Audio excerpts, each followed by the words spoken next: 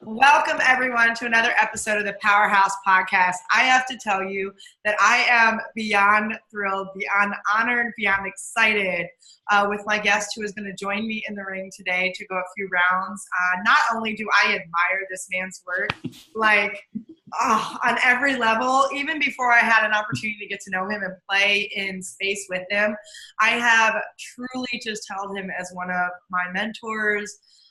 Someone whose work is just truly hit me at a very heart and soulful level. So before I go any further and tell you more about the amazing Robert Clancy, let me just say welcome and tell you how deeply honored I am to have you on the show. Thank you for having me here. And how can I not have fun with a name like Candy? So, it's like you're the only one that comes up in my email. It's in my Facebook or any account. So it's just you bring the sweetness to the world. So I love that. And it's great when you can stand out and have a branding before you create a branding, right? So right. I love that. And just to remind you that all of you that are listening, this really is our platform to have such a deep, courageous, connected conversation. We get into the heart of real issues, real discussions. This is our opportunity to play and redefine what leadership looks like in today's world. And so, as always, I want to stress that leadership really is a choice. It's how you choose to show up.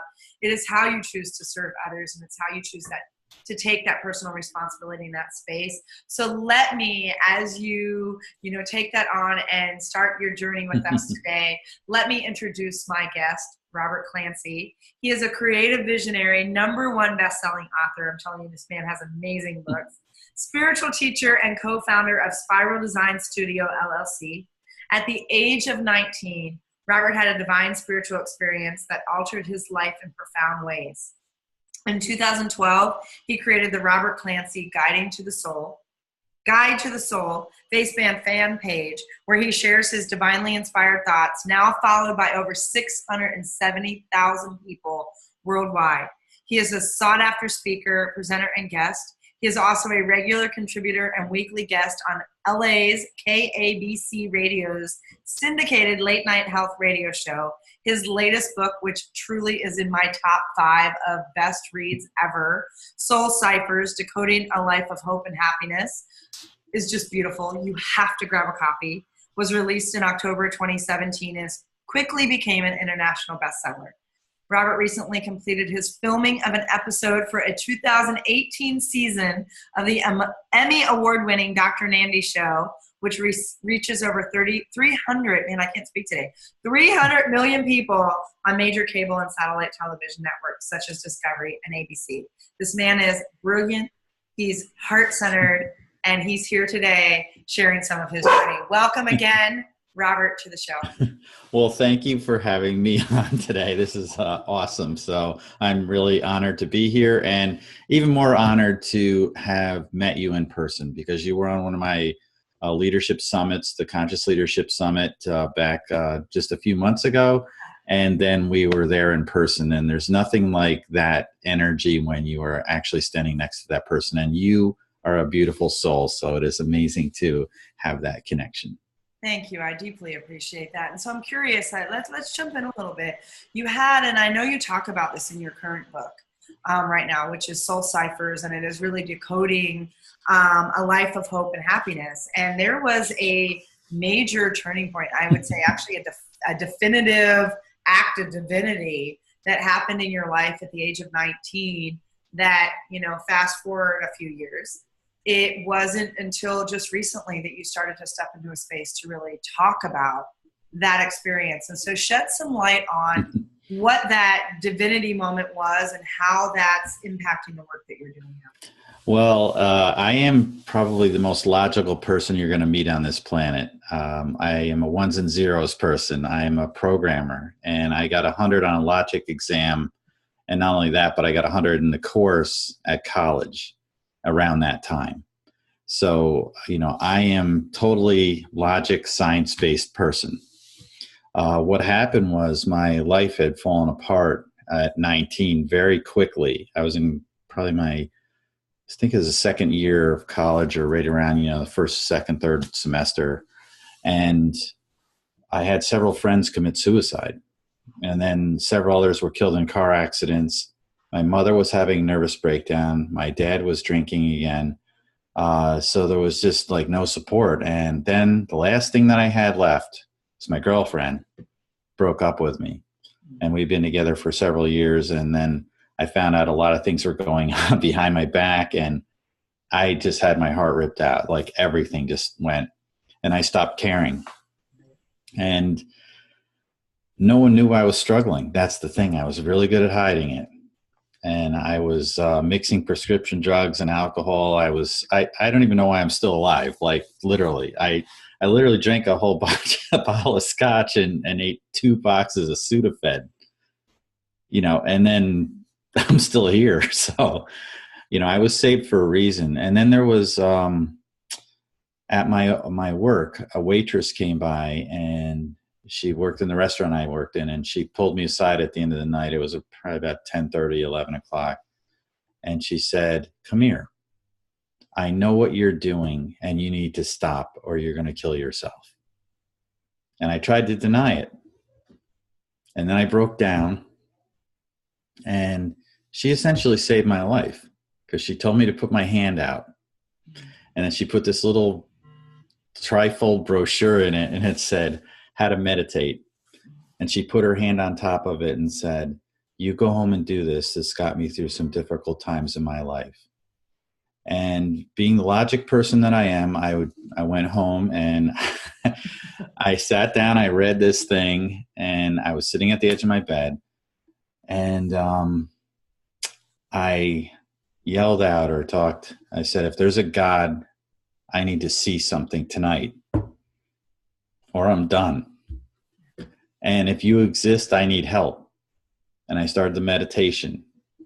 I was about 3 hours in, and this light appeared, and I opened my eyes because I thought, it was like a candle flickering or something. And then I shrugged my shoulders because this is just on my wall. And I said, well, this was a hell of a waste of time because I've been doing this for 3 hours, and I thought I was having a divine experience. Little did I know I was, because then I couldn't break the beam of that. It looked like a laser pointer, and I'm trying to wave my hand in front of it, and it was illuminating the room, and I'm like, what is this thing? And long story short, it just unfolded into an angel in front of me.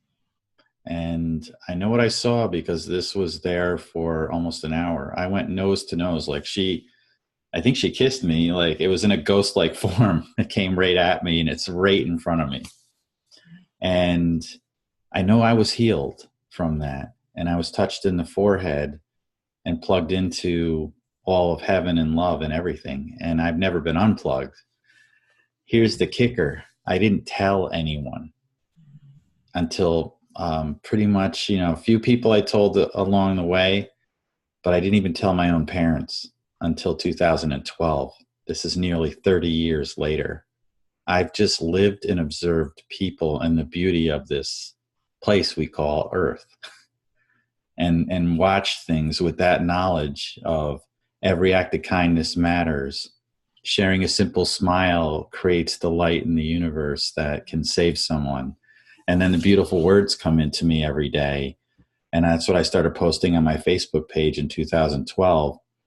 That's when my mother passed, and I knew she was going to pass at around 2:30 the day I told my father about what I just told you. And I thought, I can't go to my grave with this, and I need to share this with the world. And that's when, this 30-year journey of walking the path, because I did. I mean, how could you not, take that on? I wish everyone had this experience, and I have to live with that knowledge of knowing. So when I was 19, I told myself, first thing I said was, dude, that just happened. And the second was, you're going to have to live the rest of your life knowing, and you know how long your life is going to be because she showed you. Mm-hmm. And I saw everything that I'm going to inspire youth and who I'm going to marry and everything. And I saw my whole life path, and I had to choose to walk it. We all have that choice, and that's what I learned. So, yeah, I'm a leadership person. I run a marketing firm. I'm as I said, a science and tech guy. And then I have this. So, yeah, that's me. And, after not telling people for 30 years, it's never easy for me to tell this story either, because I've had to live with that. Right.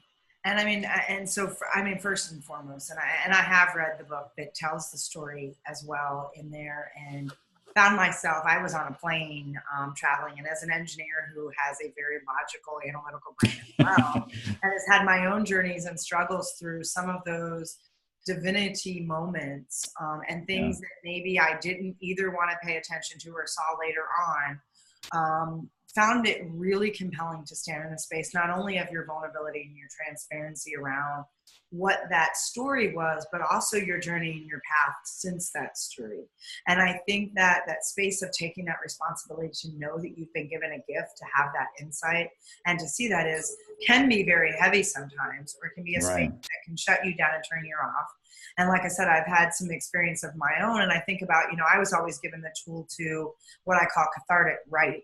And so I would write something, and I remember writing a poem my junior year in high school, that it wasn't until 4 years after college I realized it was describing the relationship between me and my father, which was and it was a healing that I needed to have when I was ready, but it was something I had to create so that I would stop harming myself and doing things. It was an intervention, but I wasn't even ready for the message for it for 8 years, whatever it was, later. And I'm thinking, show up is powerful. Do I go public with this story? How's this going to affect my family and my business? And I needed to trust, because that is my truth, and I need to live my truth. And that's, I guess, the one message that we can all take, is that you need to live your truth, and you need to own everything, and that's who you are. And everybody that I've met along this journey have gone through some type of struggle in life. That's what life is.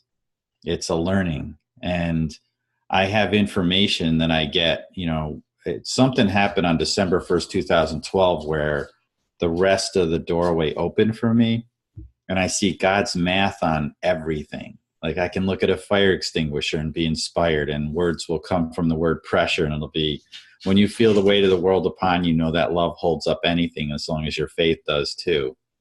Or I can look at a simple flower, like a rose, and I'll get words that are, some people walk in the garden of life and encounter thorns, and then they get battered and bruised, and it ruins their day. And when I walk that same path, I just have to look over and realize that among those thorns, there's a rose reaching for the light. You just need to look up to see it. And not only do I see all the words as a pictogram, I feel them, and I get the information that's behind that, meaning that no matter how bad your day is, you need to look up. And it's about creating that light and understanding that your attitude and perspective change everything, no matter where you are. There's people that have been in the harshest of environments or things and taken on these challenges. And some people die there, and other people get out of it because they changed their perspective. They understood what was important, and they trusted the big picture. And that's like, I get this one where every time I think the picture, there's so many metaphors that come from that. It's the picture of yourself in your life, the picture that we stand on. We never see the great picture God paints for us because we're standing on the canvas. Or when we look at the mirror, that reflection that you see is not what everyone else sees. They only see the loving, beautiful image that God's painted for you. And that's your picture. So I can go on, but it's like, there's like so many things happening for me right now, feeling and whatever. And part of my brain, the analytical part of my brain just went, oh, I'm so glad this is being recorded, because what Robert doesn't know is I have a separate page in my Evernote notebook that is literally just quotes and words from Robert Clancy. I am using the whole page. Because every time I'm in space with you, whether it's a book I read of yours, or now that we've actually gotten to know each other and getting to know each other, there's just so many, and I won't even call them sound bites, because there's a difference between, I do a lot of sound bites. Robert does this space of really, and I know many of you, because I'm feeling like I'm having this out of body, drawn into a space experience that I get to feel and see, and there's something quite beautiful and profound in the way that you say God's math. And it's interesting because I remember being one of those people that really shut down some of the gifts I've been given as an empath and other things, and the way I feel energy. And I'm an engineer. That doesn't make sense. Right. Whatever.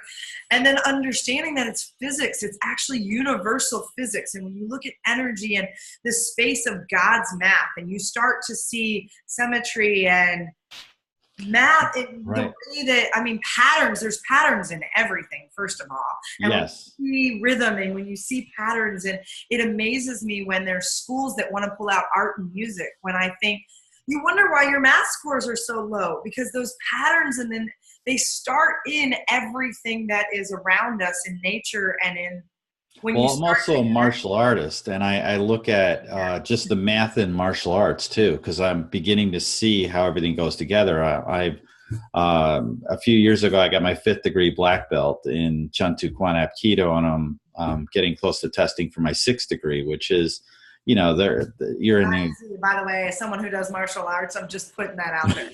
Master to grandmaster level, and I'm actually going to be training Saturday morning, 2 days from now, with Grandmaster Pellegrini, who founded the system. I train with him every year. He's a 9th degree black belt. He gave me a seat at the table last year. He had me teach everyone, all the other masters and grandmasters and students that were at the clinic. He called me up on the stage and said, "It's your floor, Master Clancy." And there's a difference when you get invited at the table, but also with the circles and the math, what I'm getting to is that I see the body's linear. Our existence is linear in the same way, just like you watch a film, you know, it's got a start and an ending, and you go along the path. That's the linear thing.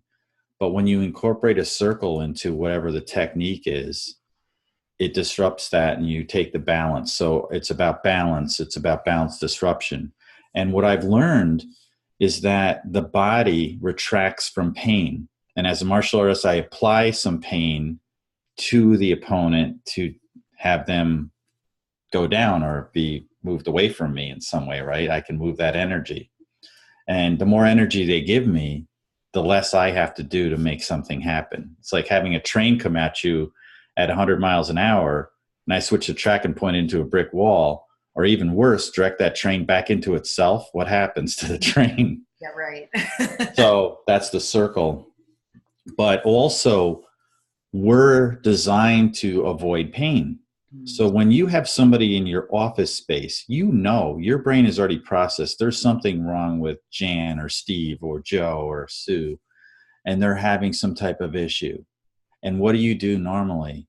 You avoid that. Right. You don't want to be in that, you know, oh my God, their niece just died, or their husband's got cancer, or they're battling something. And we want to be away from that. And as a martial artist, we go into the pain. And that's really the key, is to reach out to those people. And sometimes it's just to be an ear or a voice that they need to hear. Right. Just to know that that human condition is connected, because we're all connected. So I use the ki or the chi energy. And I've done techniques now where I'm starting to look like one of those masters you see on the shows where they just go, the guy comes running at them and they go, and the person just goes flying like that way, and you just continue talking like nothing happened. I've been able to do that, and I can tell by the look on some of the students' faces when that happens. They're going, "Oh my God, how did you do? Like, what just happened? Something different happened then." Well, and it's so crazy because I get people, because they'll ask, they're like, "Oh, I get why you like, martial arts, and you like boxing, and you like other things. It's such a violent sport." And I said, actually, it's not. And I said, what I love about it most, I said, because there's not always, and as much as I continue to try to incorporate more, yoga and some of those things aren't always my space mentally and spiritually. Whereas I find, especially in the breathing, especially in the technique, I get into such a mental or spiritual space in that environment that I try to tell people there's an experience you have that I can't. And as an athlete my whole life, I've been an athlete. I've played many sports. I've always played soccer, I played softball, I played volleyball, whatever it was. It's completely different than what you experience when you really get into that Zen space of the martial arts training that you're doing. And it truly is. It is a space of Zen. And you just are so deeply connected that's why it doesn't always matter size or weight or whatever. It's more about how you're functioning and how you're not functioning in just a given space to really be dialed in on a whole nother level. And so I love the way you described that, because I found it's difficult for people that haven't experienced that in any way, shape, or form to understand that.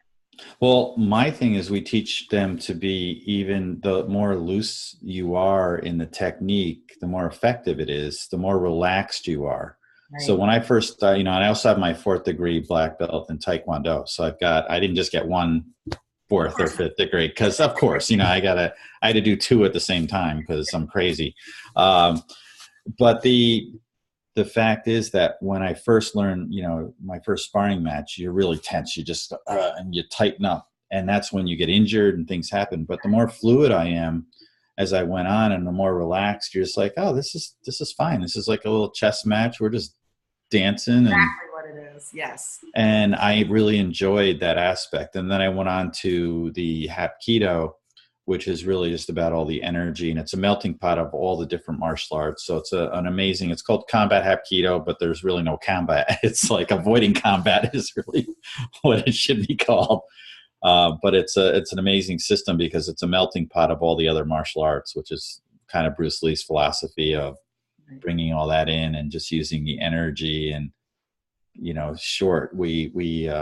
use the most effective technique for the shortest point from point A to B, and just allow the other person to give the energy, and they decide what's going to happen. Anything that's going to happen to them is what they've done. Well, but I think the analogy is so on point for how you show up in the world and what you're doing, and bringing in some of this very linear kind of analytical, logical thinking, and then this experience that you're finally in a space to really delve into and open up, and things are changing for you as a result in terms of your reach, your message, the way that you're connecting. I mean, 670,000 people engage with you on Facebook, and there's a lot more that's coming from Robert Clancy in terms of the work you're doing and the impact you're having on the world. And so as you start to take that kind of framework and move it into this big imagine if, and imagine the possibilities, what is opening up? And I know we were talking a little bit about some of this before the show. Yeah. There's some like amazing melding of things coming together, and access to what's next. So talk a little bit about what's on the horizon. Well, you take, it's really anything that you can conceive of. And I look at it this way: anything is possible. Anything is possible. The moment that you introduce that it's not, it becomes impossible. So you're into sports. You're into working out, you're into, competing in some degree. So look at it this way: the Olympics. How long have we been on this planet?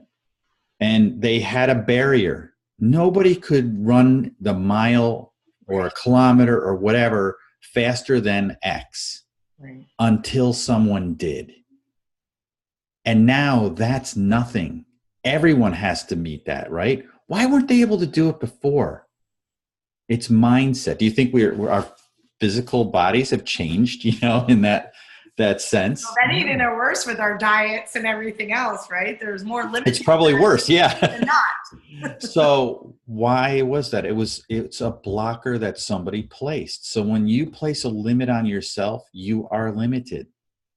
So become limitless in the sense that anything's possible. Why not Candy? Why not you to do X? Why not the person who's watching this? Why not you who are watching or listening to this right now? Set that goal. I said, I have some lofty goals, but when you're at the top of the pyramid, you say, okay, well, my goal is to do X, and that's it. Once I'm there, I'm there. And there's a great documentary on Gary Shandling, and his goal was to be on the Tonight Show. And he worked and worked and worked and worked. And then he was there. And he killed it. Went backstage and broke down and fell into the arms of his best friend. Said, I don't know what I'm going to do now, because that's all I've been leading to, is to be here. Now what? So look beyond that. You know, in martial arts, we talk about, you know, you don't meet the target, you go through it. So if your target's here, you got to aim there. If my target's to sit with Oprah on Super Soul Sunday, that's not where I'm ending up. That's where I'm starting to go to where I've got to go next. That's so powerful to say that, because there's so many people that if they are find the motive, the internal drive and the motivation, and they've got a goal, that so many people reach that goal and then they fall off the cliff because they're like, right. I don't know what else. My life has no meaning now. Because they set the goal so low that there's nothing else, because they didn't realize how possible it was to make that happen now. Exactly. They're looking at the now. They're not looking at the expansive rest of and reach of their full potential. They can only see what might be scary enough to be possible now. Right. And that's the thing. And we're our own worst enemy when it comes to that limitation, because you don't feel worthy. There's a lot of self-worth issues. And you know, I have this great, these words that what I call my downloads. And it's, you know, there are people who will find fault with even the greatest masterwork of art. Mm-hmm. Therefore, when somebody finds fault with you, realize you're one of God's masterworks and he doesn't make mistakes. You are worthy of everything that you deserve, as long as you put it out there to deserve it, because it is. And every person on this planet has an amazing story and an amazing journey. And I saw in the news, you know, and this is topical, I'm not condoning what happened. You saw the incident that happened at YouTube, right? And obviously, there's potential mental illness or other things that are there. But the fundamental thing that triggered this was somebody not being heard. Mm.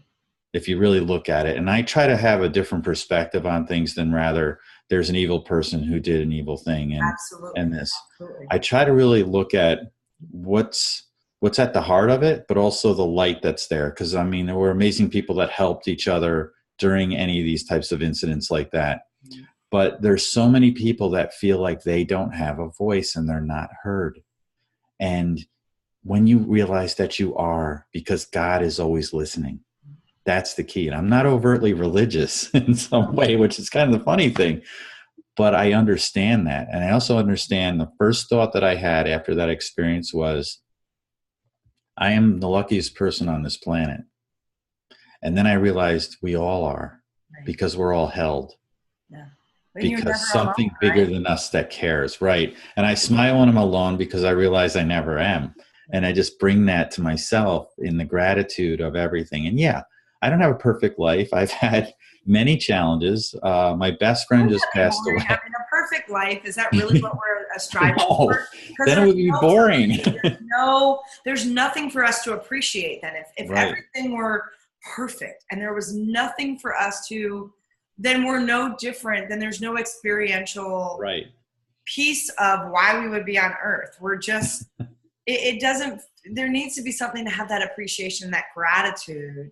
And to be there as is, where would to be there for each other. And my thing is, you know, and I've been walking this journey. So people are like, oh, well, you're up here now. And I'm like, no, we're all here. We're all walking the same path. I just might be 2 steps ahead or 2 steps behind. It doesn't really matter. To a different frequency. But we all are here to blaze our own trail through that forest and get to the mountain and take in the view. But you don't stay on the peaks. I was in the Appalachian Trail. You know how long you spend on a peak?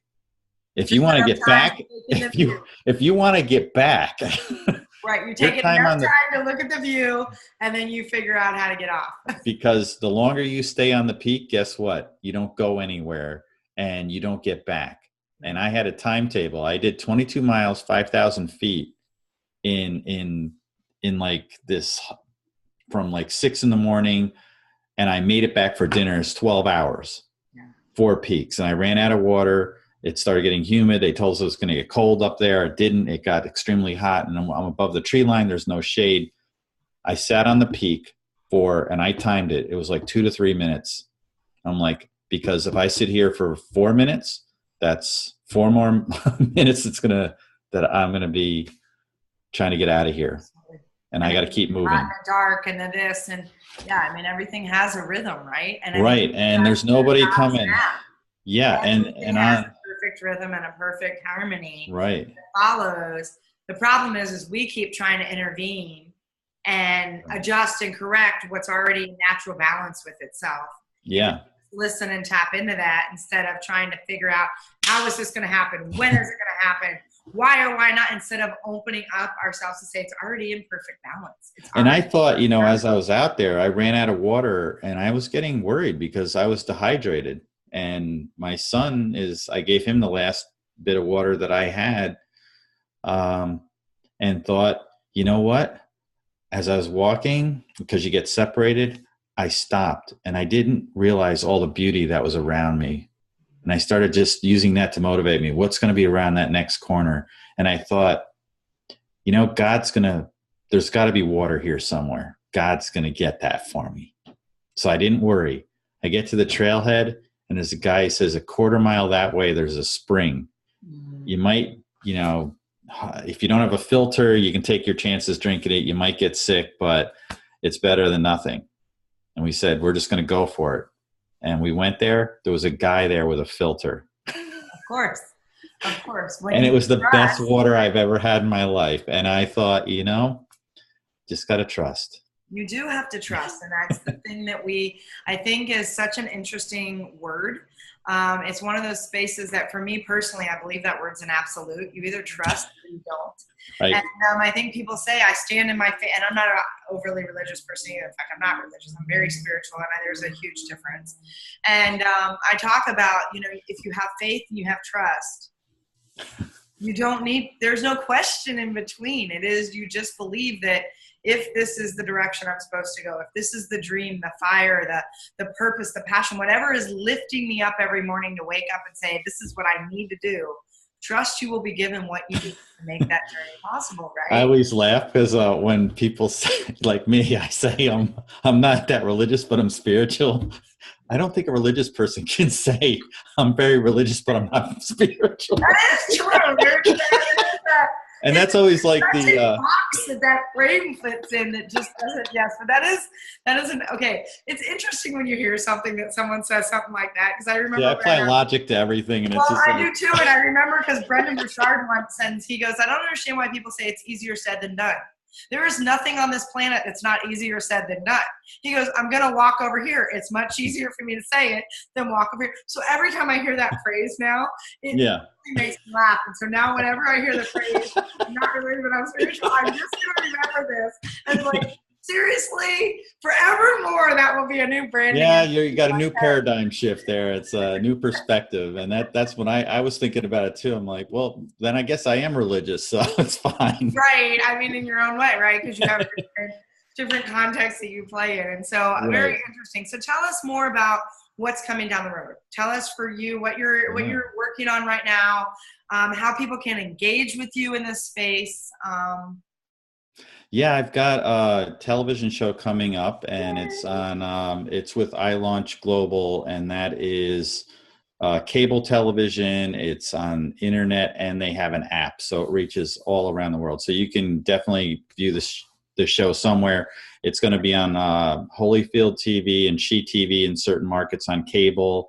It'll be on Roku and all the internet appliances you can get for your television. And then it will also be available with a free app that you can watch the episodes. So it has a reach of up to, I think, a 500 million people. It's 500 million reach on this.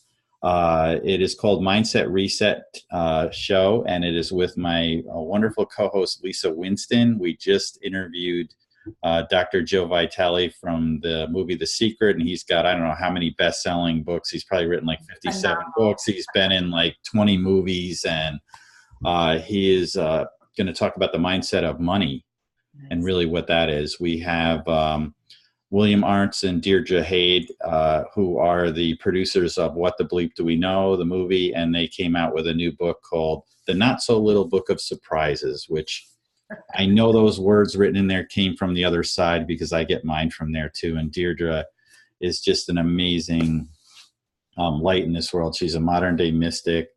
And we have so many other guests planned and upcoming from documentary producers who work with Oprah to there are some regular people. And when I say regular, it's not to downplay it. Right. It's that they have just as profound a message, if not more profound, than some of the top spiritual leaders on this planet, which is what we want to bring to light, is that we all have this journey. So really looking forward to that. I have my book, Love's Awakenings, coming out. Yes, I know I just published a book, but I have another one. That's all right. Books are fantastic. Because why write one book when you can have two? Exactly. So, and trust me, you want his books.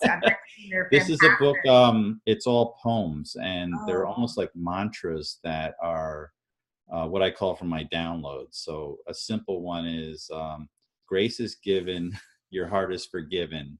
Today is the day to simply start living. So sometimes I get these like little poems or short phrases. There's a couple of those that I've written that are very profound. And there's a child prodigy, a singer, and she's put them to music. And one sounds like a modern version of Amazing Grace.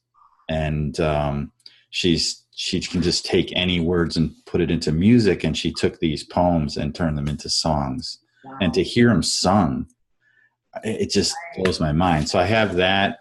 I'm just going to keep posting on my Facebook. And I hear you when I get all, wait till they're sung. From young child, putting that to music. I'm going to be a basket case. Thanks. Yeah. And so just amazing things on that. And who knows, every day I don't know who I'm going to be speaking with. And I'll just wake up and it's like, I just look at each day as a miracle. It's a miracle day. And I don't look at it just as, okay, a miracle happened that day. It's how many happened that day before I go to sleep and start it all over again the next day. So approach your day like that. That's what I have going forward, is just to be able to share something that will touch someone out there in a profound, positive way. And I've done my job, and that's it. If it's just one person reads one of my posts and it may put a smile on their face or affected them in some positive way, that I know I've been a success that day. That's incredible. So what is the best place for them to find some of your inspiration? You can go to my main website, which is Guide to the Soul. There's also mindsetresettv.com.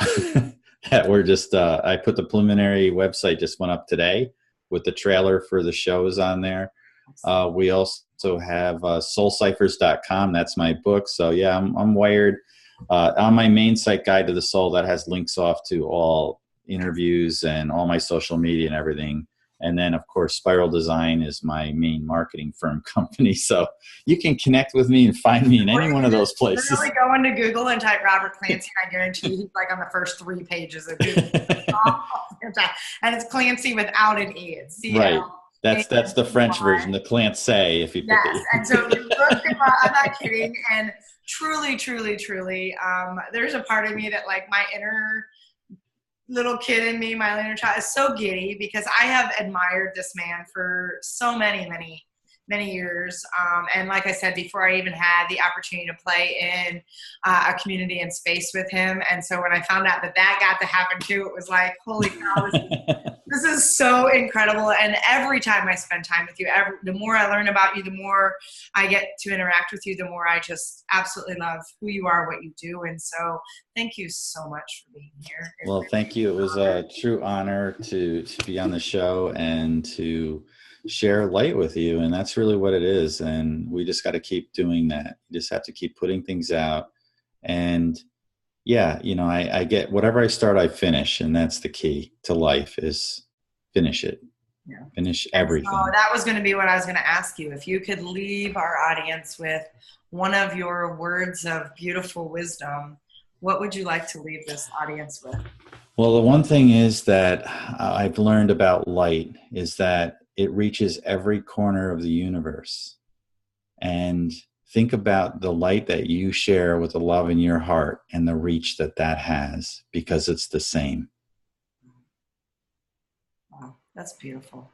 Really, truly. I'm I'm gonna have to sit with a lot of this. It's been such a beautiful conversation, and truly appreciate you on so many levels. And so, sending love to all of you that are listening. We appreciate you as well for being part of this journey, because as Robert says, we all have this light within us. We all have this opportunity. It starts with you getting very clear about how to say yes to yourself, and stand in a place to start to trust and live your life on purpose. And so with that, I'm going to send you huge heart-to-heart hugs. Know that I love you. Thank you for being here, part of my tribe. And I hope that you'll go out and be passionate and purposeful and present in all that you do. We will catch up with you next time and have more amazing conversations like we did today with the amazing and beautiful Robert Clancy. So with that, bye everyone. We will catch up with you next time.